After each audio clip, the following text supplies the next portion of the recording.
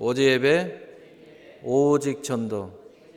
우리 서로 인사합시다. 복음의 능력의 사람이 되자. 할렐루야. 오늘 하나님께서 우리에게 주신 말씀은 하나님이 주신 인생, 내 인생을 살자라는 제목을 가지고 하나님 말씀을 증거하도록 하겠습니다.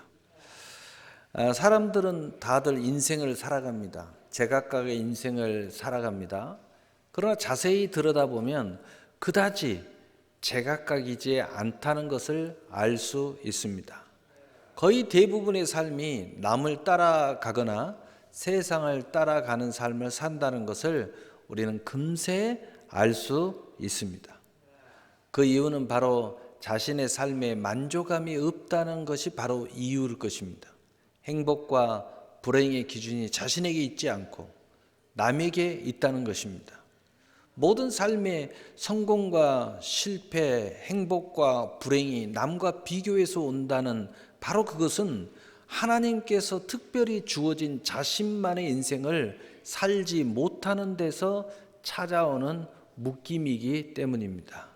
하나님께서 주신 인생은 자신만이 특별히 가지고 태어난 기묘함이 있기 때문에 그 기묘함을 우리가 가지고 살 때, 그 신묘막측함을 가지고 살 때, 나만의 특별히 할 수 있는 능력의 삶을 살 때 우리는 모든 시기와 질투와 비교와 판단과 낙심에서부터 우리는 자유할 수 있습니다.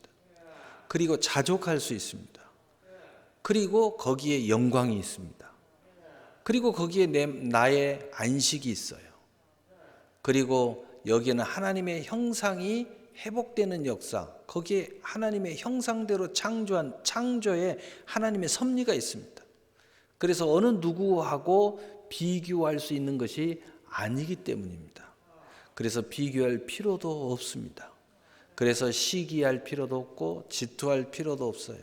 그래서 나만의 인생을 산다는 거, 이건 굉장히 중요한데 바로 이것은 하나님으로부터 주어진 바로 나만의 인생을 회복하면서 우리는 이것을 살아갈 수 있게 되는 것입니다.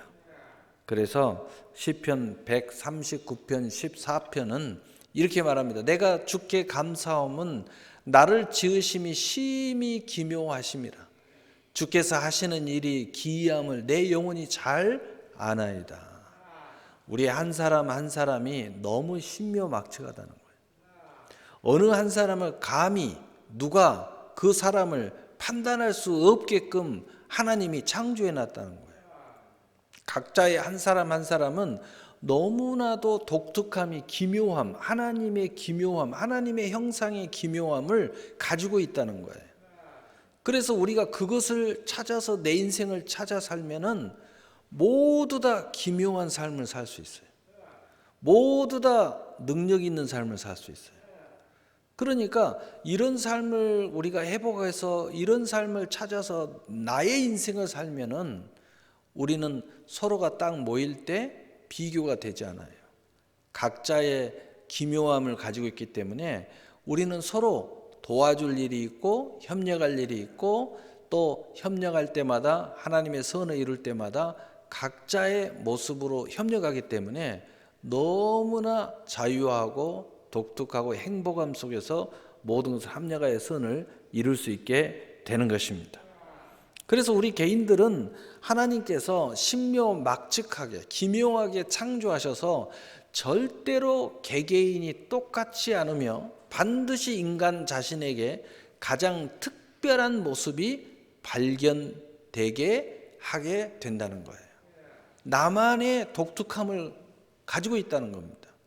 그래서 우리는 서로 비교할 수 없어요. 그래서 하나님의 시각에서 보면 능력이 없고 능력이 있고 바보고 천재고 그런 거 없어요. 모두 다 존귀한 존재예요. 하나님이 볼 때는 모두 다 천재예요. 자기 분야에 대해서는 독특한 걸 가지고 있다는 거예요. 근데 우리는 왜 바보로 살고 어떤 사람은 무능력하게 살고 어떤 사람은 좀 밑에서 살고 할까? 그것은 세상의 기준에서 남을 따라가는 삶을 사니까 바로 그 순간에 우리는 비교가 되면서 무능한 사람으로 전락해 버리는 거예요. 그래서 우리는 가장 특별한 모습을 우리 자신에서 찾아야 되고 나만의 인생을 살아가야 된다는 거죠. 하나님께서 자신에게 주어진 인생을 살게 되면 절대로 남과 비교되지 않고 자유하며 자족하며 자신만의 삶에 행복하고 또 남과 협력할 것이 반드시 있는 사람으로 살아가게 되어 있다는 것입니다. 남을 따라가는 삶, 세상에 따라가는 삶을 사니까 야 우리 좀 좋은 일 좀 하자고. 나는 없어서 못해. 나는 뭐 할 것이 없어. 너희들이 더 잘하잖아. 이렇게 되는 거예요. 그러나 나만의 삶을 살면 나만이 할 수 있는 일이 있어요. 나만이 그 일을 합력해야 할 일이 반드시 있게 된다는 거죠. 그래서 오늘 설교는 하나님이 주신 인생, 내 인생을 살자라는 제목으로 삼고 남의 인생을 사는 사람의 모습과 내 인생을 사는 인생의 모습을 비교해서 하나님 주신 인생을 찾아보고자 합니다. 첫째는 남의 인생을 사는 사람입니다. 에베소서 2장 2절에 보니까 그때 너희는 그 가운데 행하여 이 세상 풍조를 따르고 공중의 권세 잡은 자를 따랐으니 곧 지금 불순종의 아들들 가운데 역사하는 영이라. 아멘. 여러분, 사탄은 이 세상을 이렇게 만들어 놨어요. 세상의 풍조를 따르도록 살도록 돼 있어요. 그리고 세상의 그 기준을 가지고 세상의 기준으로 살게 돼 있어요. 남을 따라서 하게 돼 있어요. 그러니까 경쟁이 심해지고 남과 비교하는 그런 삶을 살아가게 돼 있어요. 그러니까 거기에서 불행하다고 느끼고 또 거기에서 나는 무능하다고 느끼고 저 사람은 대단한 능력 있게 느껴지고 이렇게 우리도 모르는 사이에 사탄이 이렇게 세상을 만들어 놨어요. 그러나 하나님은 절대 그렇지 않아요. 우리 고린도전서 13장에도 보면은 은사의 달란트의 비유 나오지만은 눈이 있고 코가 있고 다 각자의 모습이 다 다르다는 거예요. 그러나 이것이 다 합쳐져서 한 몸을 이룬다는 겁니다. 모두 다 존귀하다는 거예요. 하나님의 시각, 하나님의 신앙, 하나님의 인생, 하나님이 찾아준 인생을 살면 모두 다 존귀한 사람이 되는 거예요. 모두 다 존귀한 직업이 되는 거예요. 모두 다 내 인생의 가치관이 아주 특별한 가치관을 가지고 살게 된다는 거죠. 그래서 교회에 나오면 어떤 사람은 대단한 사람, 어떤 사람은 대단한 그런 거 없다는 거예요. 모두 다 대단한 사람이에요. 모두 다 존귀한 사람이에요. 그래서 우리는 교회 안에서 무슨 일을 한다 그러면 전부 다 독특성을 갖고 있기 때문에 모두 다 참여해서 합력의 선을 이룰 수 있는 그런 사람이 되는 거예요. 누가 뭐라고 할 거 없어요. 내게 있는 것으로 합력하는 거예요. 이것은 내가 해야 되는 거기 때문에. 그래야 우리 모두 다 합력의 선을 이루는 거니까. 이 사회도 마찬가지예요. 이런 하나님의 그 은혜와 사고를 가지고 세상에 나가면은 세상에서 차별이 없어지는 거예요. 모두 다 그런 사고방식을 가지니까. 그런 하나님의 존귀한 사람이라는 것을 우리가 서로가 다 이해하고 있으니까. 직업의 귀천이 없어져요. 모두 다 존귀한 직업이 되는 거예요. 바로 이것이 하나님이 원하는 거고 하나님이 우리에게 그렇게 창조해 놨다는 것입니다. 그러나 이 공중의 권세 잡은 자는 세상의 풍조를 따르도록 만들어 놨어요. 그리고 그것을 쳐다보고 유행을 따라가게 만들고 남을 쳐다보고 나도 저렇게 하고 싶다 이렇게 만들어 놨어요. 이걸 못하면 불행하다고 생각하는 거예요. 이것은 마귀가 우리에게 주어지고 우리를 망하게 하고 실망하게 만들고 좌절하게 만들고 불행하게 만들고 시기하게 만들고 질투하게 만들고 미움을 갖게 만들고 증오를 갖게 만들고 내가 갖지 못하니까 남을 파괴하고 싶고 빼앗고 싶고 전쟁하게 만드는 거예요. 그래서 도둑질을 하게 되게 만들고 사기를 치게 만들고 이게 전부 다 마귀의 시스템 안에서 이루어지는 거예요. 하나님의 은혜의 시스템 안에서는 절대 이런 일이 없어요. 그래서 이들은요, 첫째로 항상 만족감이 없게 되어 있어요. 남의 인생을 살기 때문에 만족감이 없어요. 남과 비교하기 때문이에요. 세상을 따라가는 인생의 여정이에요. 얼마나 골고답니까? 얼마나 수고하고 무거운 짐이에요. 남과 세상에 항상 순위가 정해져 있어요. 그래서 1등을 하지 못하고 또는 그나마 2, 3등이라도 하지 못하면 나는 무능한 인생으로 전락해버려요. 하나님은 절대로 우리를 그렇게 점수를 매기지 않아요. 하나님은 다 1등이에요. 하나님은 다 존귀합니다. 각자의 위치에서 자기만의 갖고 있는 독특함, 신묘하게 우리를 창조해 놨기 때문에 우리는 바로 그 모습을 찾아야 돼요. 그런데 이 모습은 주님 안에서만 찾을 수 있어요. 세상으로 가면 사장돼 버려요. 두 번째는 결국 불행하다고 생각합니다. 그것은 항상 비교하기 때문이죠.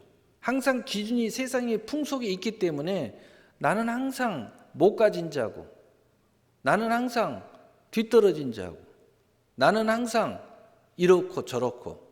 그러니까 그 원망이 나에게서 끝나는 게 아니라 남과 비교해서 남을 미워하는 것에서 끝나는 게 아니라 부모에까지도 가요. 내가 부모 잘못 만났어. 누구는 부모 잘 만났는데. 이게 다 이 잘못된 사관에서 오는 거예요. 우리 다 부모 잘 만났어요. 우리는 다 세상도 잘 만났고요. 우리는 국가도 다 잘 만났어요. 왜? 하나님의 은사 안에서 딱 생각하면요, 우리는 다 행복한 사람들이거든요. 우리만의 독특함, 우리의 가장 적합한 우리의 이 나라에 태어났잖아요.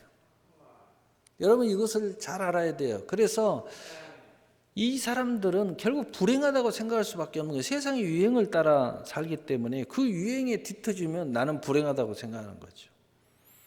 결국은 거짓의 인생을 만들어 갈 수밖에 없어요. 내 인생이 아니에요.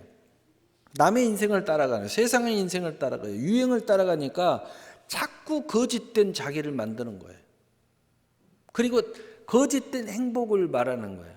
이렇게 하면 나는 행복해, 이렇게 자꾸 이야기해요. 남이 하는 대로 하면 나는 행복해. 남이 여행 가면 나도 여행 가니까 행복해. 여행 싫어하는 사람이 있어요. 여행도 다양한 여행이 있죠.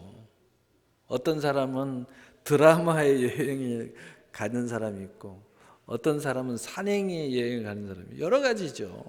근데 남이 할 때 좋게 보이고 최고라고 하는 거, 그거 하면 내가 행복하다고 생각해요. 다 거짓이에요. 나의 행복이 있는 거예요. 내 인생이 있는 거예요. 결국은 거짓의 아비를 따라가도록 되어 있어요. 영적으로. 그래서 거짓된 인생을 만들어가게 되어 있어요. 내 인생이 아니에요. 하나님이 내게 주신 인생이 아니라 자꾸 나는 없어져 버리고 다른 인생을 내 안에 만들어가는 거예요.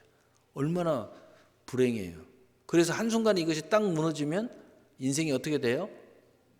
그래서 공허해져 버리는 거예요. 공허해져 버려요. 이것이 진짜라고 스스로 막 주장을 해요. 남들도 주장을 해요. 세상에서도 주장을 해요. 이렇게 해야 성공자야. 이렇게 해야 부자야. 이렇게 해야 정말 인간다워. 뭐 자꾸 주장을 해요. 그런 주장들은 성경에 없습니다. 하나님은 그런 주장하지 않아요. 우리 모두 다 태어날 때부터 존귀하다고 이야기해요. 하나님은 창조할 때부터 하나님의 형상으로 창조했다고 그랬어요. 하나님의 형상보다 더 존귀한 존재가 이 세상에 어디 있습니까? 태어날 때부터 하나님은 신묘막측하게 우리의 독특성과 우리만이 할 수 있는 모든 달란트와 은사를 다 주었다고 말하고 있는 거예요. 그래서 우리 인생이 남을 따라 살면 살수록 나의 독특성은 사라져버리는 거예요. 그래서 허무하고 공허하고 혼돈에 빠져버리는 거예요. 그래서 이런 사람들은 남의 인생을 따르면 성공을 했어도 성공했다 하고 나서 하는 짓을 보면은요, 성공했는데 그러면 좀 이제 우리가 생각할 때 성공자니까 모든 죄와 사망에서 자유함을 얻고 거룩함이 있어야 되는데, 누구나 다 존경스러움이 있어야 되는데 성공하면 성공할수록 이 사람들은 방탕해요. 성공하면 할수록 방황해요. 성공하면 할수록 유리해요.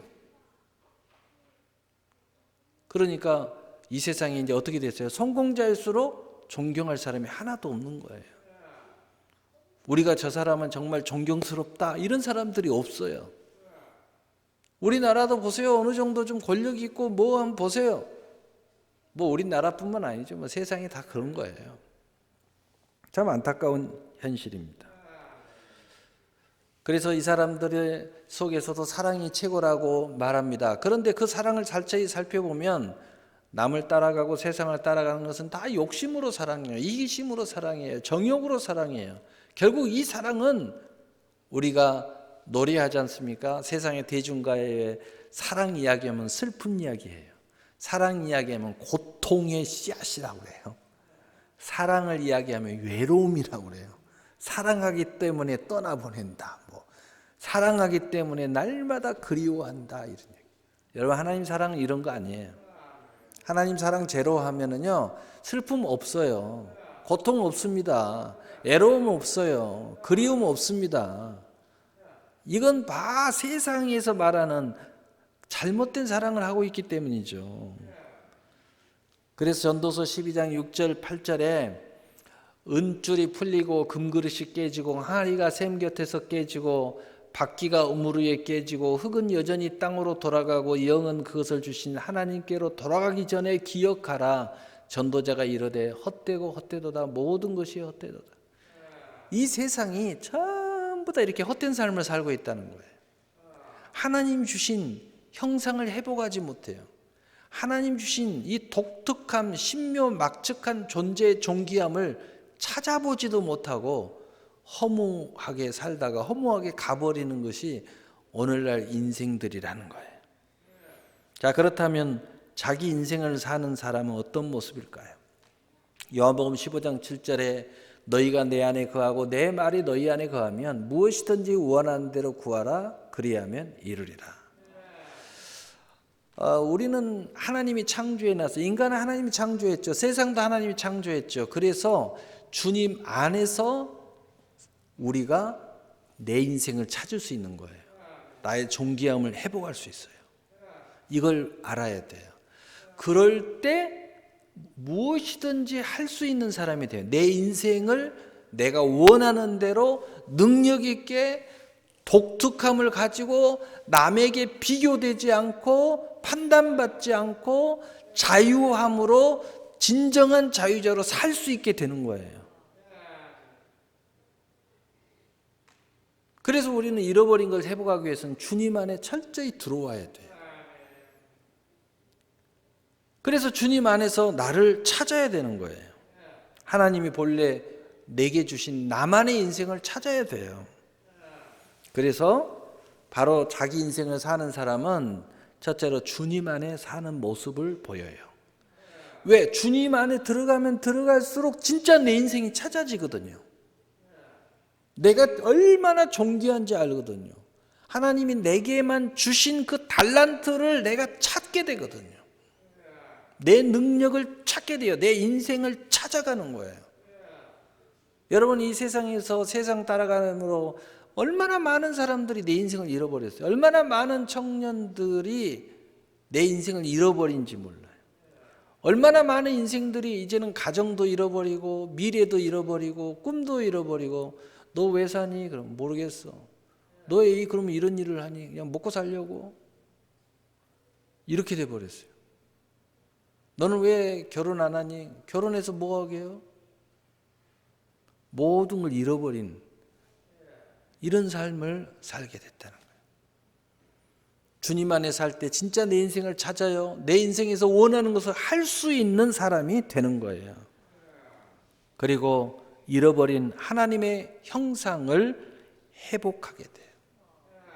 여러분, 하나님의 형상을 회복할 때 내가 얼마나 존귀한 존재인지 알게 돼요. 그래서 자신감이 생기고요.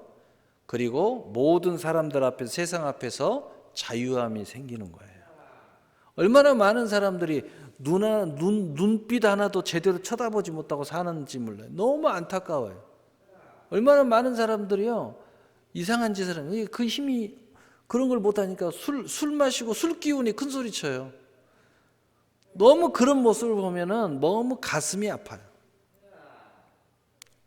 하나님의 형상을 회복하면 이거 다 회복할 수 있어요.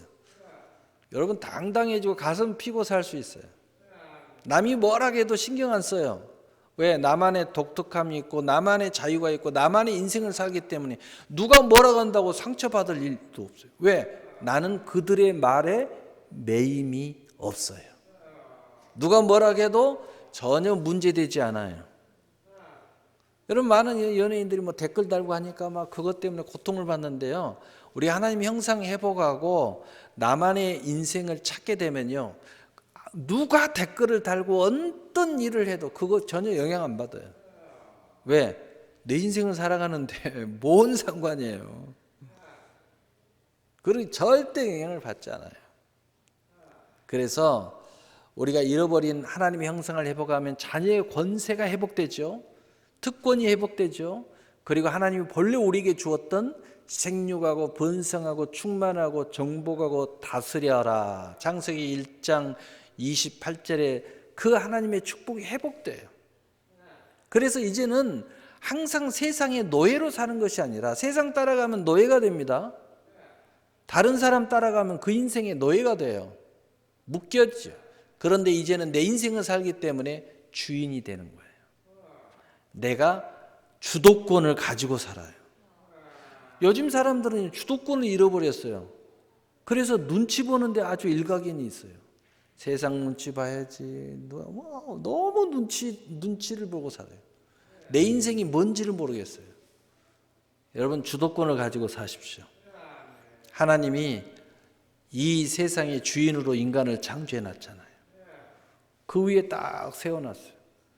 그리고 생육하고 번성하고 충만하고 정복하고 다스려라. 이렇게 말했어요. 그 다음에 자기 인생을 사는 사람은 나만의 기묘함으로 삽니다. 하나님이 나에게 기묘함을 주셨어요. 신묘막지감을 주셨어요. 어느 누구도 나를 함부로 판단할 수 없는 특별함이 인간 한 사람 한 사람에게는 다 있다는 거예요. 그 기묘함이 내게 있어요. 그러니 나만의 기묘함으로 사는 거예요. 이 기묘함을 찾아 드러내기만 하면 남보다 더 특별해요. 남보다 더 능력이 있어요. 그래서 어떤 직업을 가져도 나만의 직업을 내가 소유하면서 살아갈 수 있는 거예요. 그래서 나만의 특별한 모습으로 내 인생을 찾아갑니다. 그러므로 나만의 것이 서로 하나 될 때 우리는 선을 이룰 수 있어요. 나만의 것이 있으니까 서로 협력할 일이 분명히 있는 거예요. 저 사람에게 없는 것이 나한테는 있으니까 저 사람이 나를 원하는 겁니다. 모든 사람이 서로를 원하게 돼 있어요. 그러니까 우리는 서로 합력해서 선을 이룰 일이 늘 있는 거예요. 이 모든 것이 주님으로부터 오고 결국 참된 생명을 찾아가는 길이 되는 것입니다. 그래서 로마서 8장 28절에 하나님을 사랑하는 자, 하나님께 부름을 받은 자는 모든 것을 합력하여 선을 이루느니라.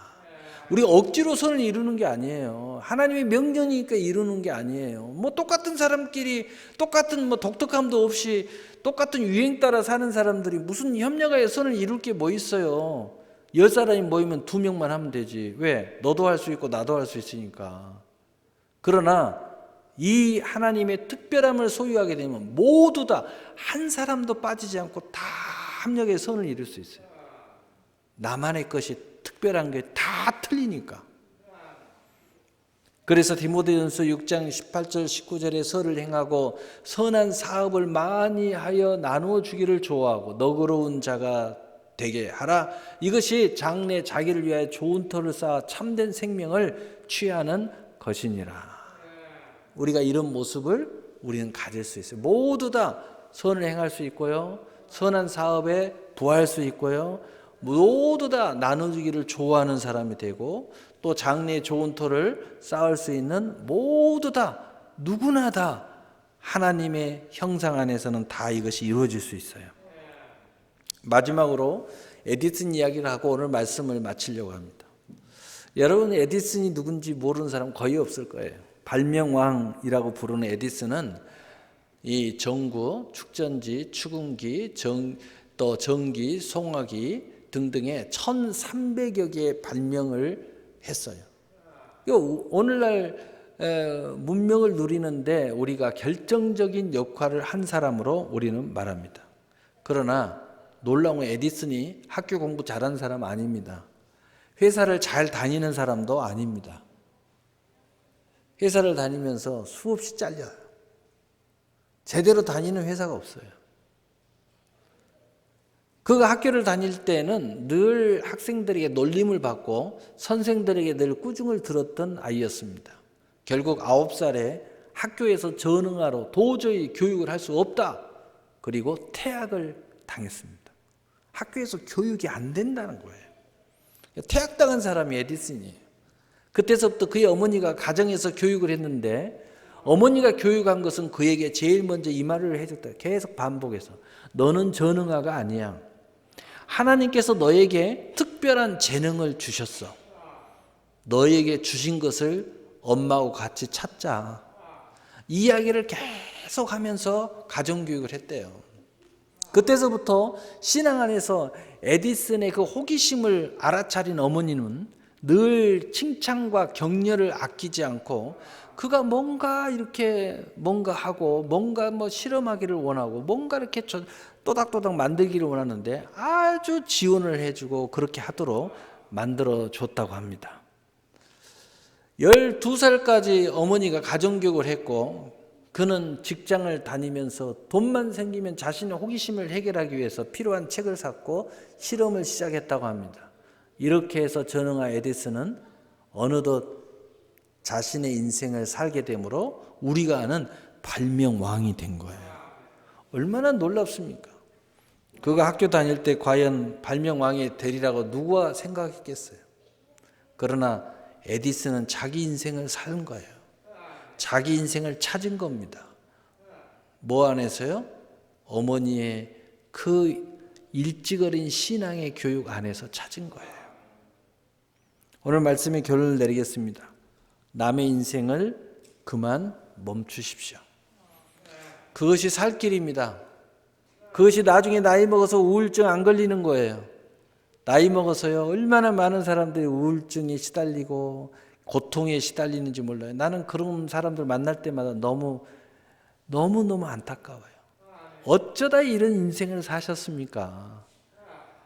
이 신앙생활을 하면서도 다 그렇게 살아요. 왜냐하면 신앙생활만 하는 거예요. 그리고 세상은 다시 세상을 쫓아가는 삶을 살아요. 이중인격자처럼 살아요. 그러면 안 돼요. 이제 남의 인생을 그만 멈추십시오. 주님 안에서 세상을 풍조를 따라 살다가 생긴 남을 미워하는 것들, 비교하는 것들로부터 생겨난 공허함, 외로움, 혼돈 이제 그만 멈추고 여기에서 자유하셔야 합니다. 주님 안에서 하나님의 형상을 회복하고 주님으로 말미암아 자녀의 권세를 가지고 내게만 주어진 나의 인생을 찾아가야 합니다. 아직도 못 찾았다면 늦지 않았어요. 지금이라도 찾아가야 돼요. 그리고 부모님이라면 자녀들에게 이 길을 빨리 찾아줘야 돼요. 그래야 자녀들이 행복해질 수 있고 자유할 수 있고 그리고 어떤 위치에서든 능력 있게 살 수 있고 어떤 위치에서든 하나님께 영광을 돌리는 삶을 살 수 있어요. 빨리 찾아줘야 됩니다. 내게 주어진 내 인생을 찾아가야 돼요. 그래야 달란트라는 것, 또 은혜의 사명감, 선한 사업을 위한 기업이라는 것들을 내 인생의 목적 가운데 놓여놓을 수 있어요. 야, 나도 달란트대로 사는구나. 나도 은혜의 사명감이 있구나. 선한 사업에 나도 부할 수 있어. 요즘 좋은 거 나도 얼마든지 부자 될 수 있어. 이런 생각을 거침없이 할 수 있는 거예요. 나도 하나님 앞에 이렇게 쓰임 받을 수 있어. 나도 이런 가정을 세울 수 있어. 나도 이런 기업을 얼마든지 다 할 수 있어. 이렇게 자신만만해지는 거예요. 빨리 찾아야 돼요. 이 선한 사업을 위한 기업이라는 것들을 인생의 목적에 놓아놓을 수 있어요.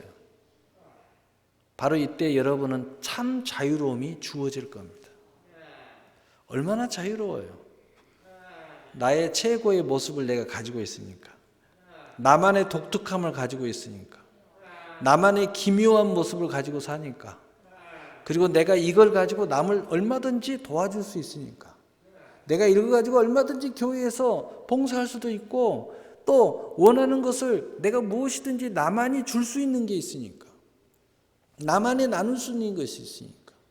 그리고 그 안에서 나의 최고의 자부심을 가지고 사니까 하나님의 존귀함과 영광의 삶을 사니까 얼마나 자유로움이 있어요. 자유로우면서 이 자유로움 속에서 이러면서 사는 거예요. 얼마나 행복합니까? 오늘 예배 드릴 때도 얼마나 행복하겠어요.